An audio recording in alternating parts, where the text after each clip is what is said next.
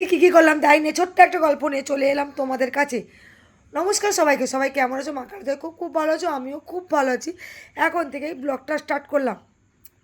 কালকে ডাক্তার কাছে গেছিলাম দোয়েলকে নিয়ে। দোয়েলকে বলেছিল থানকুনি পাতা খেতে। দোয়েলের রিয়াকশানটা দেখো, জোর করে থানকুনি পাতা খাওয়াতে হচ্ছে। বলবো কি বন্ধুরা, গাল ফাঁক করে খাচ্ছে, কারণ ঢুকছে না। মুখের রিয়াকশানটা দেখেই বুঝতে পারছো, কাঁচা হলুদ আর থানকুনি পাতা। জানি না ঘাড়ের কাছে না একটা কী সাদা মতন হয়েছে। আর আমাদের ওর সঙ্গে সঙ্গে আমিও খেয়েছি, কারণ হচ্ছে বাচ্চা তো খাবে না। বাচ্চার সঙ্গে যদি বাচ্চার মা খায় তাহলে বাচ্চা খাবে। ওর সঙ্গে সঙ্গে কাঁচা হলুদ আর থানকুনি পাতা খেয়ে দাঁতগুলো তোমাদের দেখালাম পুরো হলুদ হয়ে গেছে। আমরা আখের রস খাই না, কাঁচা হলুদ দিয়ে খাই। কাঁচা হলুদ খাওয়া খুবই ভালো, সবই জানি, কিন্তু খেতে ইচ্ছা করে না। চলো, থানকুনি পাতা খাওয়া হলো, দোয়েল এখন পড়তে বসলো, আমি একটু সকালে টিফিন বানিয়ে নিলাম, সিমাই করলাম আর করলাম তালের রুটি। অনেক দিন আগে খেয়েছিলাম, শাশুড়ি মা যখন বেঁচে ছিল, বা আমার মা মাঝে মাঝে করে পাঠাতো। মারও বয়স হয়েছে, শাশুড়ি মা আর এই পৃথিবীতে নেই। আমরা জয়েন্ট ফ্যামিলিতে ছিলাম না, এরকম তালের সিজনে আমাদের প্রায় সময় এইসব করা হতো। আর তালের রুটি হলেই মাত্র সিমাই হতো, তাই ভাবলাম আজকে সকালবেলা বানাই। আর আমার বর খাচ্ছে আর বলছে কতদিন আমি মিস করেছিলাম এই খাবারটা। এই রুটি সিমাই খাওয়ার পরে দুটো কলা দিলাম, কলা খেতে খেতে পড়ছে। আর এই ঘাড়ের কাছে কি একটা হয়েছে দেখো, মাঝে একবার হয়েছিল, ভালো হয়ে গেছিলো, আবার যে কবে ভালো হবে মেয়েকে এনে প্রচুর চিন্তা আমার। এখন আবার বৃষ্টি এসছে, আর একটু দেরি করে বসাবো, ও পড়ছে। আর ও এতটাই ভালো মেয়ে, ওর পাশে ধরে বসে থাকতে হয়। আগে এতটা বিশ্বাস করতাম যখন ছোট ছিল, আর এখন এত বড় হচ্ছে, পোঁত থেকে ফার্স্ট হয়ে যাচ্ছে। ওর পাশে বসলে পড়ে, নাহলে পড়ে না। আর রেজাল্ট দুটো বেরিয়েছে, মোটামুটি ট্রেনে ঠুলে পাস করবে। ও দেখো কেউ তাকাচ্ছে আমাদের, দেখো যে 10:30। ওর সঙ্গে থাকলে হবে না, রান্না বান্না করে আমাকে দোকানে যেতে হবে। ফ্রিজে এই ইলিশ মাছটা কতবার বার করেছিলাম, কতবার ঢুকিয়েছি। আজকেরও সদ্গতি করতেই হবে, আর রাখলে হবে না। মাছটা কেমন হয়েছে, অনেকদিন ফ্রিজে মাছ থাকলে না মাছগুলো না কেমন হয়ে যায়। চলো, মাছটাকে কিন্তু আজকে ভাজাই করছি। মাছের কিন্তু তেল বেরোচ্ছে না, তাই কি করলাম, সর্ষের তেল দিয়েই তেল বের করাচ্ছি। যাই পারো, মাছটা কিন্তু খেতে খুব একটা খারাপ লাগেনি। সাথে ছিল ডিম, 4টে ডিম এনেছিলাম। 4টে ডিম এনেছিলাম না, ফ্রিজে ছিল। আমি কিন্তু না বাজার আজকে করিনি, অনেকগুলোই বাজার ছিল সব বাড়িতে। আর যখন কী করি, মাঝে মাঝে বাজার সব অনেক কিছু থাকে, আমি একসাথে নিয়ে ওইগুলোই রান্নাবান্না করে নিই। আবার একদিন বাজার করি, আমার 2-3 দিন হয়ে যায়, এরকমই করি।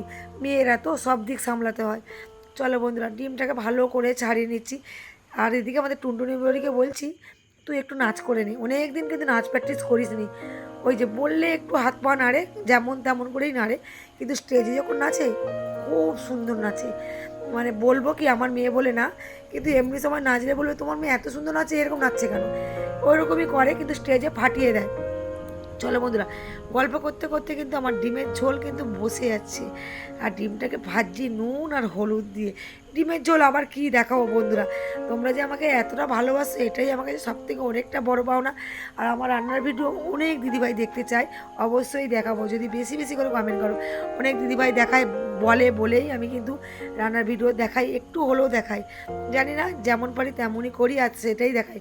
চলো, গল্প করতে করতে রান্নাটা অনেকটাই কমপ্লিট হয়ে গেছে, দেখালাম। দেখো বন্ধুরা, তোমাদেরকে প্রথম থেকেই দেখাই মাছের তেল। আমি কিন্তু এই যে মাছটা ভাজছিলাম না, তেমন একটা তেল বেরোয়নি, সর্ষের তেল দিয়েই করেছিলাম। আর উচ্ছে ভাতে দিয়েছিলাম তোমার দাদাভাইয়ের ফেভারিট খাবার, কুমড়োটাকে ভেজে দিয়েছিলাম কালো জিরে দিয়ে। এই তো ইলিশ মাছ, ডিম হয়েছে আর ডিমের কারি। চলো, খাওয়া দাওয়া করে নিলাম। তারপর দেখি না, হঠাৎ মাত্র তোমার দাদাভাই আমার জন্য আইসক্রিম নিয়ে এসেছে। আমি তো খুব খুশি, বাবা না চাইতে আইসক্রিম। যাই পারো, আইসক্রিম খেতে খুবই ভালোবাসি। আমি কিন্তু দোকানের রীতিমতো বেরিয়েই পড়েছিলাম। যাই পারো, আইসক্রিমটা এনেছে, একটু খেয়েই নি। খেয়ে দিয়ে এই যে দোকানদারি করছিলাম একটু, তারপরে চলে গেলাম হঠাৎ মাত্রে বিরিয়ানি। রাত্রেবেলা, সকালে যেহেতু আজকে রবিবার, সকালে তো মাংস করিনি, মেয়ের তো মুখটা একটু ফুলে আছে, তাই ভাবলাম হঠাৎ মাত্র ওকে সারপ্রাইজ দেবো, তাই বিরিয়ানির বাজারটা একটু করে নিলাম। তারপর গিয়ে আবার দোকানদারি করছিলাম।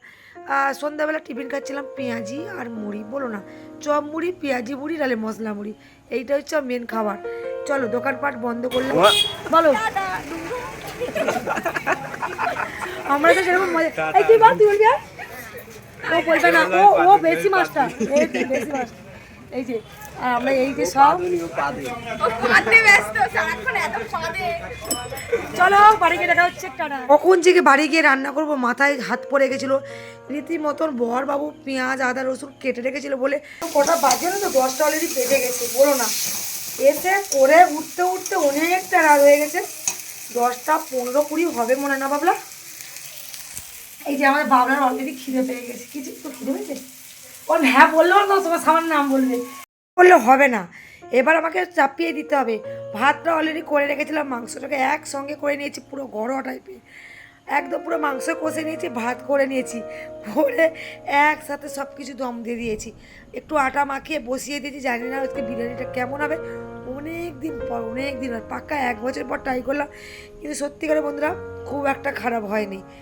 আর আমি কিন্তু মশলাটা একটু বেশি দিয়ে ফেলেছিলাম কিন্তু বলেছিল সবাই ভালো হয়েছে কিন্তু খুব একটা খারাপ হয়নি তোমাদেরকে অবশ্যই দেখাচ্ছি।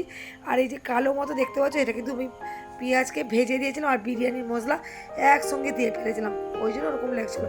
এই দেখো মেন বিরিয়ানি কালারটা তোমাদের কেমন লাগে ঝটপট কমে গেলো কে কে খাবে চলে এসো।